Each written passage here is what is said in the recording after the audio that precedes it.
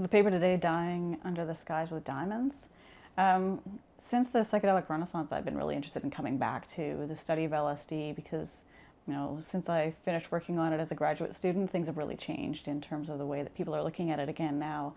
And I'm really not just curious, but almost insistent that historians need to be present for this iteration of the so-called psychedelic renaissance. And so I've been working through some of this material. I've gained access to new patient files, old patient files that I didn't have access to before, and revisiting that material after having spent time doing other things. And it's interesting, how much I realize now that I've missed. And also just asking new questions and thinking about it in a different way has really got me excited about coming back into it. And sort of really by chance, I was approached by a group of people in Saskatoon to help them put together a history of palliative care. And they came to talk to me about it, and I've been meeting with some of the group of early social workers, nurses, and one physician who was on the first palliative care ward in Saskatoon, which opened in 1990. And so they had collected these journals, which they had written in. So these were books that they recorded thoughts in. Some of them were like medical records, some of them were full-scale stories. And what I was finding was the tremendous overlap in the ways that people were describing death and the ways that people were describing their psychedelic experiences. And so, of course, lo and behold, this is not new. I'm not the first person to have recognized these connections, but has really inspired me to start thinking about those connections in more meaningful ways as a historian of medicine, to think about what that tells us perhaps about, why these things come together and what it might tell us about the limits of biomedicine. So there's two main sets of primary sources for the material that really feeds into this paper, one of which we're still working out the waivers to, so it doesn't feature that much, and these are the palliative care journals. We have access to them, but not anonymously, so we're working through that. I hope to be able to do more with that. But the LSD stories are really interesting. These records, so I have two sets of records. One is 534 case files that were collected from the Hollywood Hospital. Now, Hollywood Hospital is in Vancouver, Canada, not to be confused with Hollywood in California, of course.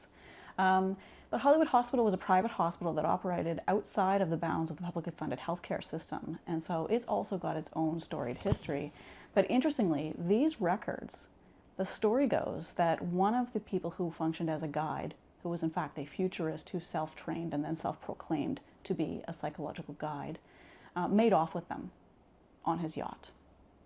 And he tried to sell them on eBay for a number of years for $2 million. He claimed that the people who visited Hollywood Hospital were sufficiently notorious, they were rich Hollywood film stars, and indeed, there was a pilot on staff to go to Hollywood and bring people to this elite facility. So the stories abound as to whether or not there were, in fact, Barbara Streisand's file was allegedly there, Cary Grant's file. When this man was dying, he finally gave up the attempts to sell these records on eBay. No one made the bids. No one was going to pay $2 million for a set of files.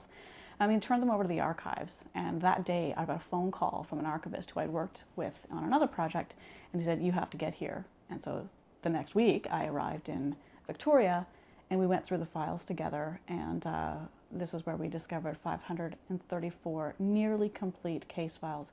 These files include medical records, sometimes intelligence tests, nursing reports which describe the subject in the experiment. So subject drank coffee, subject took this dose of mescaline or LSD. It also includes, all handwritten, an autobiography prompted by a series of 12 questions which each subject was to answer, and a subject report, which is the subject's response to what they thought the experience meant to them in their own words.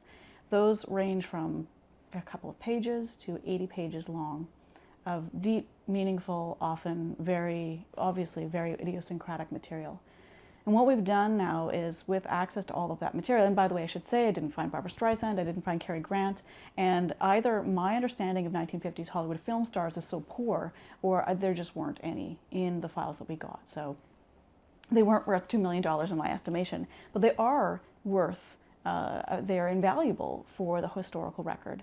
And what we're doing now is transcribing those into a digital format, into a digital database, so that we can start using some text mining and start using some really, right now it's very rudimentary, but to try to pull out different themes and look at some of the cross-cutting themes that existed, the correlation between dose, the use of music, the way that light was brought into the rooms, the use of flowers, the different kinds of literature that people were asked to read to prepare themselves. And we're trying to understand if there's any material that we can take from that. What I'm hearing is that in the Renaissance, now, I say this with inverted quotation marks, the psychedelic Renaissance, they have trials with 5 or 7 people. We now have over 500 case files, and we've just got access to another 200 that we haven't yet transcribed from another clinic. I'm often surprised by so many things that I encounter in these records, not just the incredibly moving personal stories that exist in many of these case files, but I think also one of the things that's really surprising me is the way in which history is either being reframed or sort of the way that the historical narrative about what happened in the past is being used to prompt some of the studies today. And I think this is a place where, and I tried to explain this in the paper in a mere sentence, but I feel like not only out of historical curiosity, but there's almost a duty when we have access to these records to sort of bring them forward, not just for the science, but also for the ways in which we try to understand what it means to remember the past in a particular way, to allow for different kinds of questions to emerge in the contemporary neuroscience research that's taking place. So I have a grant to do a research project that is specifically focused on these Hollywood hospital files. And initially the bigger project was merely going to be trying to understand where Hollywood fits into this picture. As I mentioned, it's a private hospital, so it's a little bit different. It has, people are paying for these treatments, so they sit differently also in the historical record than many people who are treated for addictions in other clinics. But by the same token, I think some of the stuff that's going on today in terms of the contemporary research is causing me to change some of the questions and think about the project in a different way that goes beyond this particular hospital, but maybe goes into a little bit more deeper questions perhaps about harm reduction and the interactions of public health, spirituality, the limits of biomedicine to really capture the experiences of addictions patients. And the palliative care angle has been a really fascinating dimension that I absolutely had not anticipated, but I'm curious to explore it further to see whether it bears any fruit.